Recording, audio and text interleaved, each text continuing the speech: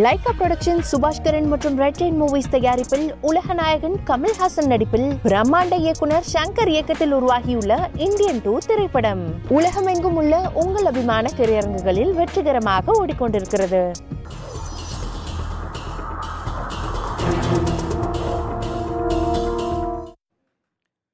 இன்றைய புதிய கோணம் பகுதியில் தி இந்தியன் எக்ஸ்பிரஸ் பத்திரிகையில் வந்திருக்கக்கூடிய செய்தி கட்டுரை நாடாளுமன்ற தேர்தல் முடிவுகள் கூட்டாட்சிக்கான அறைகூவல் அப்படிங்கிற தலைப்பில் எழுதப்பட்டிருக்கு. திருமிகு சுஷ்மிதா தேவ் இந்த கட்டுரை எழுதியிருக்காங்க. திரிணாமுல் காங்கிரஸ் கட்சியுடைய மாநிலங்களவை உறுப்பினர் அவங்க எழுதியிருக்கக்கூடிய கட்டுரை வாதிப்பதற்காக மூத்த பத்திரிகையாளர் திரு மணி அரங்கத்திற்கு வந்திருக்கு. வணக்கம். வேலைவாய்ப்பு, விலைவாசி ஏற்றம், அரசியல் சாசனத்தில் அடித்தட்டு மக்களுக்கு கொடுக்கப்பட்டிருக்க உரிமைகள், இதற்காக வாக்களிப்பதை தாண்டி மறைமுகமான இன்னொரு செய்தியையும் மக்கள் இந்த தேர்தல் மூலமாக உணர்த்தி இருக்கிறார்கள். ஒரு கட்சிக்கு மையப்படுத்தப்பட்ட அதிகாரம் அப்படிங்கிறது இனிமே இல்லை அப்படிங்கிறதை புரிய வைத்திருக்கிறார்கள் அப்படின்னு. அப்படியான தேர்தலாக தான் இதை பார்க்கணுமா நாடாளுமன்ற தேர்தல் முடிவு? கிட்டத்தட்ட அப்படி தான் பார்க்கணும். அந்த சென்ட்ரலைசேஷன் ஆஃப் பவர் இருக்கு இல்லையா, அதிகாரம் மத்தியப்படுத்தப்படுவது என்பது கண்டிப்பாக மட்டுப்படுத்தப்பட்டிருக்கிறது. கம்ப்ளீட்டாக ஒதுக்கலை மக்கள் பிஜேபி, அதை நம்ம புரிஞ்சுக்கணும். இந்த தேர்தல் முடிவுகள் குறித்து அடுத்த நாள் ஜூன் 5ஆம் தேதி கிறிஸ்டோபர் ஜெஃபர்லே, இந்திய பிரெஞ்சு அரசியல் விஞ்ஞானி, ஆர்எஸ்எஸ் பிஜேபி குறித்து மிகப்பெரிய அளவில் கட்டுரைகளை எழுதிய ஒரு authoritative figure, authentic figure person சொல்லலாம். அவருடைய கட்டுரை ரொம்ப அழகாக சொல்லியிருந்தது இந்த ரிசல்ட்ஸை பற்றி. Power is tilted not shifted. சரிஞ்சிருக்குது, இடம் பெயரில். Power is tilted not shifted, அதை புரிஞ்சுக்கணும். And 36% of votes for BJP, அதையும் மறந்துடக்கூடாது. எண்ணிக்கையில் 303லேருந்து 240 இருக்குது. மக்கள் பிஜேபிக்கு அன்று மாலை நம்முடைய முதலமைச்சர் ஸ்டாலின் அவர்கள் சொன்னது போல் கடிவாளம் போட்டிருக்காங்க. எதிர்கட்சிகளுக்கு கூடுதல் இடங்களை கொடுத்துருக்காங்க. ஆளும் கட்சி கடிவாளம், எதிர்கட்சிகளுக்கு கூடுதல் அதிகாரங்கள்.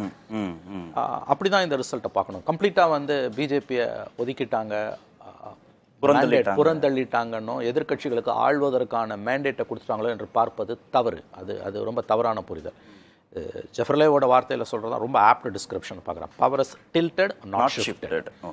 அதுதான் அரசியல் சாசனத்துடைய 1வது பிரிவு இந்தியாவை மாநிலங்களின் ஒன்றியம் அப்படின்னு தான் சொல்லுது. 7வது அட்டவணை மாநிலங்களுக்கான உரிமைகள், அதிகாரம், இது குறித்தெல்லாம் தெளிவாக வரையறுக்குது. இதன் மூலமாக, இந்த தேர்தல் முடிவு மூலமாக பாரதிய ஜனதாவுடைய அந்த ஒரு நாடு ஒரே தேர்தல், ஒரு நாடு ஒரு தேர்வு போன்ற அந்த தேர்வுகளை அவங்க கைவிட வேண்டியது இருக்கும் அப்படின்னு சொல்கிறாங்க. அப்படியா? நான் அதை எப்படி பார்க்குறேன்னா, அவர்கள் அதை தள்ளி வைக்க வேண்டியிருக்கும். They should defer it. அவங்க மாறப்போகிறது கிடையாது. இந்தியாவின் ஒற்றைத்தன்மையில் ஆர்எஸ்எஸ்க்கு இருக்கக்கூடிய, பிஜேபியோட தாய் ஸ்தாபனத்துக்கு இருக்கக்கூடிய அந்த உறுதியான நிலைப்பாட்டை நாம் புரிந்து கொண்டோம் என்றால், இன்றைக்கி ஏற்பட்டிருப்பது, நான் அவர்கள் பார்வையில் இருந்து சொல்கிறேன், அது நியாயம் இல்லை, அது சரியில்லை, அது தவறு. அதில் எனக்கு எந்த மாற்று கருத்தும் இல்லை. இந்த கட்டுரையாளரின் கருத்துக்குள்ள நான் கிட்டத்தட்ட ஒத்துப்போகிறேன். ஆனால் அவங்க தங்களுடைய கொள்கைகளை மாற்றிக்கொள்ள மாட்டார்கள். அவங்க யூனியன் ஆஃப் ஸ்டேட்ஸ்ன்றதை அவங்க மறுக்கிறாங்க. இன்ஃபேக்ட் அதை சொன்னதுக்காக ராகுல் காந்தி பிரிவினைவாதியாக சித்தரிக்கப்பட்டார். உங்களுக்கு நன்றாக தெரியும். 2வது மோடி 2.0 2022 அந்த 5 மாநில தேர்தல்களுக்கு முன்னால் அவருடைய அந்த ஸ்பீச்சை பஞ்சாப், உத்தரப்பிரதேச தேர்தல்களில் பிரதமர் மோடி உள்ளிட்டவர்கள் எந்த அளவுக்கு விஷமத்தரமாக திசை திருப்பினார்கள் என்பதை நாம் நன்கு அறிவோம்.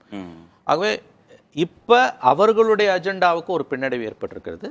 இந்திய மக்கள் ஒரு பிரிவினர் தெளிவாக இந்தியாவின் ஒற்றைத்தன்மையை நாங்கள் நிராகரிக்கிறோம், அரசியலமைப்பு சாசனத்தின்படி தான் நீங்கள் நடக்க வேண்டும். எதிரானதா? இப்போ இந்த பேராலேயே முதல் வார்த்தை அரசியல் சாசனத்துடைய 1வது பிரிவு இந்தியாவை மாநிலங்களின் ஒன்றியம். 100% கரெக்ட்.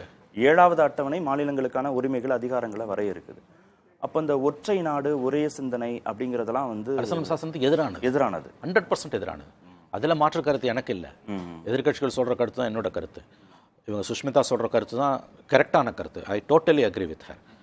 பட் அவங்க எப்படி பார்ப்பாங்கன்ற, பிஜேபி அரசியல் சாசனத்தை முழுவதுமாக நான் ஏற்றுக்கொள்கிறேன்னு சொல்ற பிரதமரோ பாஜகவோ அரசியல் சாசனத்திற்கு எதிரான ஒரு அப்படிதான் அவங்க செய்வாங்க. எப்பயுமே ஊடுருவி அழிப்பது தான் மிக தீவிரமான கொள்கை உடையவர்களுடைய ஸ்ட்ராட்டஜி, அது யாராக இருந்தாலும்.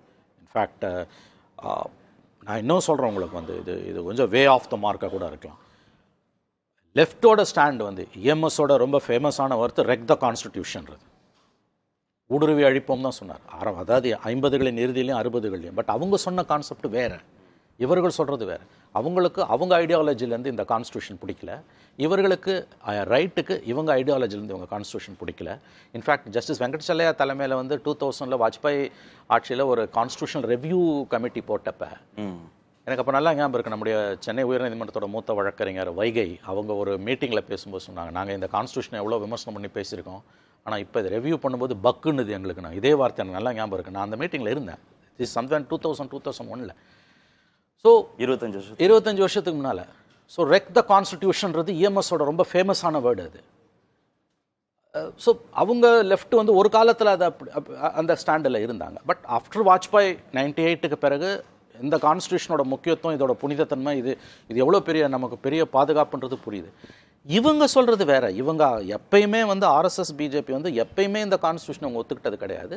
ஆனால் நேரடியாக அட்லீஸ்ட் லெஃப்ட்டுக்காக அந்த நேர்மை இருந்தது, ரெக் த கான்ஸ்டியூஷன் சொன்னாங்க. இவங்களுக்கு அது கிடையாது. இவங்க வந்து பெனிட்ரேட் பண்ணி ஊடுருவி ஒழிப்பது தான் இவர்களுடைய வேலை. ஸோ இந்த கட்டுரையை பொறுத்த வரைக்கும் அவங்க சொல்லியிருக்கிறதுல வந்து முக்கியமான 1-2 விஷயங்கள் நீங்கள் பார்த்தீங்கன்னா வந்து அந்த one nation one election, one this one that. அதில் கூட நீங்கள் சொன்னதில் என்ன முக்கியமாக கவனிக்க வேண்டியது இருக்குன்னா, தள்ளி தான் போட்டிருக்காங்க அப்படின்னு. கண்டிப்பாக கார்த்திகேயன் இப்போதைக்கு செயல்படுத்த அவங்க வந்து they deferred it, they have not dropped it. அதாவது வாஜ்பாய் பீரியடில் வந்து காமன் மினிமம் ப்ரோக்ராமில் கண்டென்ஷியஸ் 3 இஷ்யூஸை 370 ராமர் கோயில், யூனிஃபார்ம் சிவில் கூட பேக் பேனரில் தான் போட்டாங்க. அவங்க கைவிடலை, அவங்க ஒருபோதும் கைவிட மாட்டாங்க. ஆகவே இந்த முடிவுகள் அவர்களுக்கு ஒரு பெருத்த பின்னடைவு. வரும் நாட்களில் அடுத்த தேர்தலில் எதிர்கட்சிகள் வந்து இதை கன்சாலிடேட் பண்ணி இன்னமும் அவங்கள புஷ்பேக் பண்ணணும். தள்ளி போடுவதற்கான காரணங்களாகவும் அடுத்த பேரால என்ன சொல்றாங்கன்னா, மாநில கட்சிகளுடைய வெற்றியையும் இந்த தேர்தல் உறுதிப்படுத்தியிருக்கு. தேசிய கட்சிகளை கடந்து மாநில கட்சிகளுடைய வெற்றியையும் உறுதிப்படுத்தியிருக்கு. பீகாருடைய ஐக்கிய ஜனதாதளம், ஆந்திராவுடைய தெலுங்கு தேசம் கட்சிகளுடைய ஆதரவுடன் தான் பாஜக வந்து ஆட்சி அமைத்திருக்குன்னா, இப்ப நீங்க தள்ளி போடப்பட்டிருப்பதற்கான காரணங்களாக மாநில கட்சிகளுடைய வெற்றியோ தேசிய ஜனநாயக கூட்டணியில் இடம்பெற்றிருக்கக்கூடிய இந்த 2 கட்சிகளுடைய பிரசன்ஸையோ புரிஞ்சுக்கலாமா? 100%. அவங்க லைக் த சிச்சுவேஷன் 98-2004 6 வருஷம் அவங்க எப்படி ஆண்டாங்க? 152 சீட்டு தான் வாஜ்பாய்க்கு, பிஜேபிக்கு கூட்டணியோடு தான் இருந்தாங்க. ஆமாம், காமன் மினிமம் ப்ரோக்ராமில் இந்த 3 இஷ்யூஸும் கிடையாது. பட் 2014 வந்த பிறகு மெல்ல மெல்ல நகர்றாங்க. 2019 வந்து அவங்க பாயிண்ட்ல பார்த்தீங்கன்னா 3ல் 2 அச்சீவ் பண்ணியிருக்காங்க. ராமர் கோயிலை கட்டியிருக்காங்க, 370 நீக்கியிருக்காங்க. அவங்க பாயிண்ட்ல இருந்து பார்த்தீங்கன்னா it's a big achievement.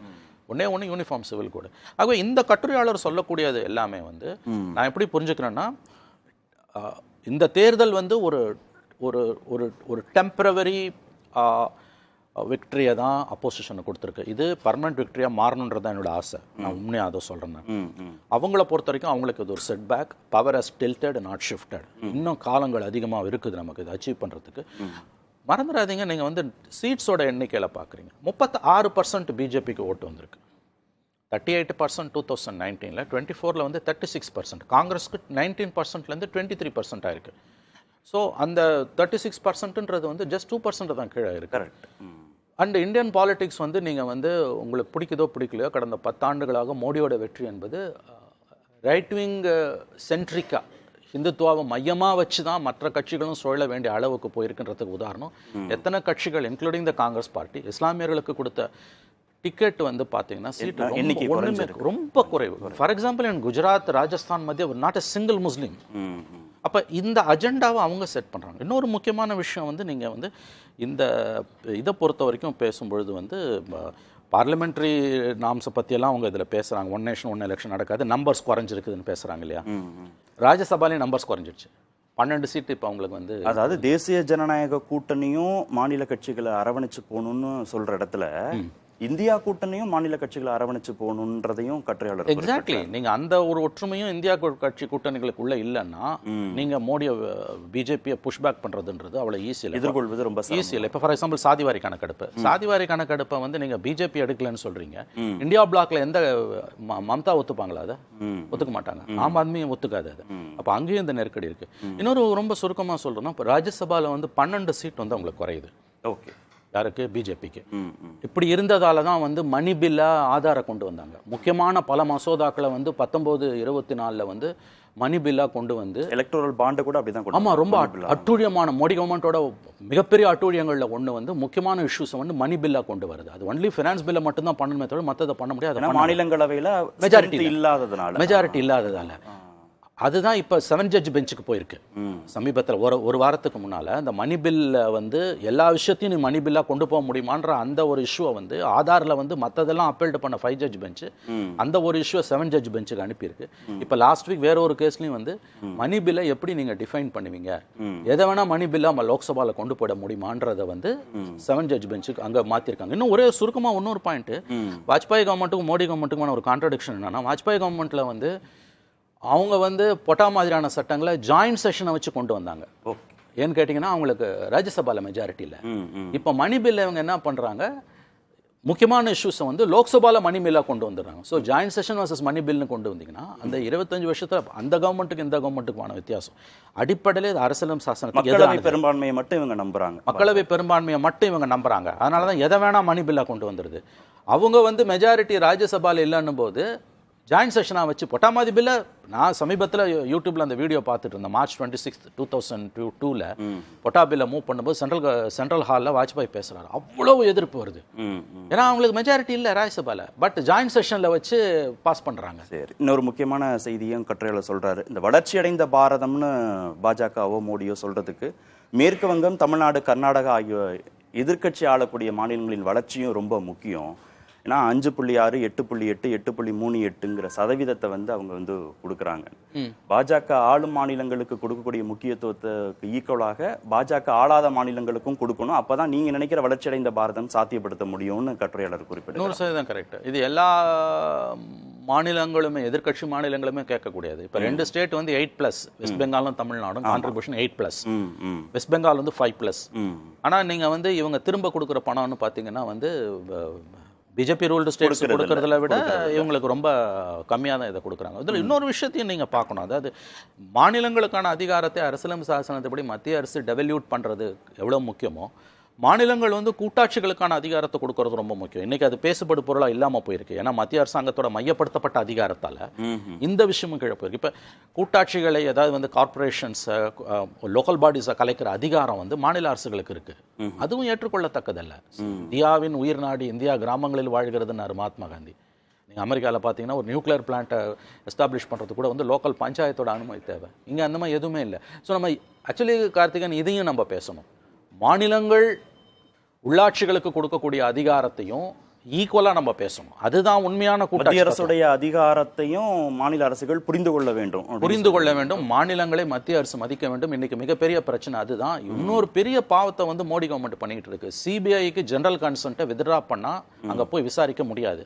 2018 west பெங்கால்ல withdraw பண்ணிருக்காங்க. ஆனாலும் போய் இவங்க 2018 இருந்து சில வழக்குகளை போட்டு சிபிஐ அங்க விசாரிச்சுட்டு உச்சநீதிமன்றத்தில் போயிருக்கு. ஆனா ஸ்டே பண்ணல உச்சநீதிமன்றம். வெஸ்ட் பெங்கால ஜெனரல் கன்சென்ட்டை வித்ரா பண்ணதுக்கு முகாந்திரம் இருக்கிறது. எதை விசாரிக்கணும்னு இஷ்யூஸை ஃப்ரேம் பண்ணணும்னு தான் ஆகஸ்ட் 14க்கு அட்ஜர்ன் பண்ணிருக்காங்க.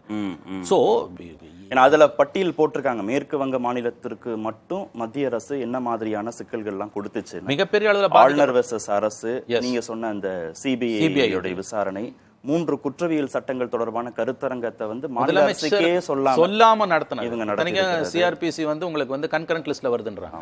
எவ்வளவோ விளக்கங்கள் கொடுத்தும் மத்திய அரசுடைய திட்டங்களுக்கான நிதியை இன்னைக்கு வரைக்கும், அதாவது மோடி கவர்மெண்டால ரொம்ப மோசமா பாதிக்கப்பட்ட ஒரு மாநிலம்னு பாத்தீங்கன்னா நம்பர் 1 ஸ்டேட் மேற்கு வங்கம் தான். அதாவது ரொம்ப பேர் வந்து இப்ப இந்த ஆம்ஸ்ட்ராங் கொலை வழக்குல கூட வந்து இவர் அண்ணாமலை வந்து சிபிஐ விசாரணை கேட்கும்போது இது என்ன தெரியாம பேசுறாரு, ஜெனரல் கன்சென்ட்டை வித்ரா பண்ணிட்டாங்களே. They can do it. அதுதான் வெஸ்ட் பெங்கால் நடந்திருக்கு. அது தொடர்ந்து பாஜக தோற்கும் மாநிலங்களை பலவீனப்படுத்துவதே மத்திய அரசின் நோக்கம்னு கட்டுரையாளர் குறிப்பிட்டார். 100%. ஸோ இந்த கட்டுரையில் சொல்லப்பட்டிருக்கக்கூடிய அரசியலமைப்பு சாசனத்தின் அடிப்படை விழுமியங்களை வந்து இது ரொம்ப மோசமாக இவங்க பாதிச்சுட்டு இருக்காங்க. ரொம்ப சுருக்கமாக சொல்றதுன்னா, கடந்த ஆண்டு வந்து குடியரசு துணைத் தலைவர் நம்முடைய அவர் பேர் என்ன, தன்கர், அவர் வந்து கடந்த ஆண்டு வந்து கேஷ்வானந்த பாரதி கேஸோட 50வது ஆண்டு நிறைவு அந்த ஜட்ஜ்மெண்ட் வந்தது. பேசிக் ஸ்ட்ரக்சர் டாக்டரின் அடிப்படை அரசியலமைப்பு சாசனத்தின் அடிப்படையை நான் மாற்ற முடியாது என்கின்ற அந்த வரலாற்று சிறப்புமிக்க தீர்ப்பு. அதை பற்றி உறுப்பினர்கள் பேசும்போது மாநிலங்களவையில் தன்கர் சொல்றார், vice president, there is nothing called basic structure doctrine. அதே நாள் அன்னைக்கு அல்லது அதுக்கு அடுத்த நாள் சீஃப் ஜஸ்டிஸ் சந்திரசூட் சொல்றாரு, basic structure is the north star of our constitution. அப்போ எந்த மாதிரியான முரண்பாடு உச்சநீதிமன்றத்துடன் இந்த அரசு மேற்கொள்ள தயாராகி வருகிறதுன்னு நமக்கு தெரியும். பட் அரசியலமைப்பு இன்னைக்கு இந்த ஜட்ஜ்மெண்ட், இந்த ஜூன் 4th ரிசல்ட் வந்து நிச்சயமா வந்து மோடி அரசின் அந்த அதிகார துஷ்பிரயோகத்திற்கு, எல்லை மீறலுக்கு ஒரு கடிவாளம் போட்டிருக்குன்றது உண்மை. அரசியலமைப்பு சட்டத்தோடையே முரண்படுகிறார்கள் அப்படின்னு புரிஞ்சுக்க வேண்டியது 100% அரசியலமைப்பு ஏன்னா இந்த 1973 கேஷ்வானந்த பாரதி ஜட்ஜ்மெண்ட் வந்து ரொம்ப முக்கியமான ஒரு ஜட்ஜ்மெண்ட். இது வரைக்கும் யாருமே வந்து அதுவும் அரசியலமைப்பு சாசன பதவிகளில் இருக்கக்கூடியவர்கள், குடியரசு துணைத் தலைவர் நம்பர் 2 அவர் தான். அவர் வந்து there is nothing called basic structureன்றார். அடுத்த நாளே அவர் சொல்றாரு தட்ஸ் நார்த் ஸ்டார்ன்றார் ஜஸ்டிஸ் சந்திரசூட். அப்ப எந்த மாதிரியான ஒரு மோதலுக்கு இந்த அரசு தயாராகி கொண்டிருக்கிறது. நல்ல வேளையாக வந்து இன்றைக்கு அதெல்லாம் நடக்காது, ஏன்னா இவங்களுக்கு மெஜாரிட்டி இல்லை. தற்காலிகமாக அவர்கள் பின்னுக்கு தள்ளப்பட்டிருக்கிறார்கள். நன்றி நிகழ்ச்சியில் பங்கேற்றது. நன்றி. லைகா புரொடக்ஷன் சுபாஷ்கரன் மற்றும் ரெட் ரெயின் மூவிஸ் தயாரிப்பில் உலகநாயகன் கமல்ஹாசன் நடிப்பில் பிரம்மாண்ட இயக்குனர் சங்கர் இயக்கத்தில் உருவாகியுள்ள இந்தியன் 2 திரைப்படம் உலகமெங்கும் உள்ள உங்கள் அபிமான திரையரங்குகளில் வெற்றிகரமாக ஓடிக்கொண்டிருக்கிறது.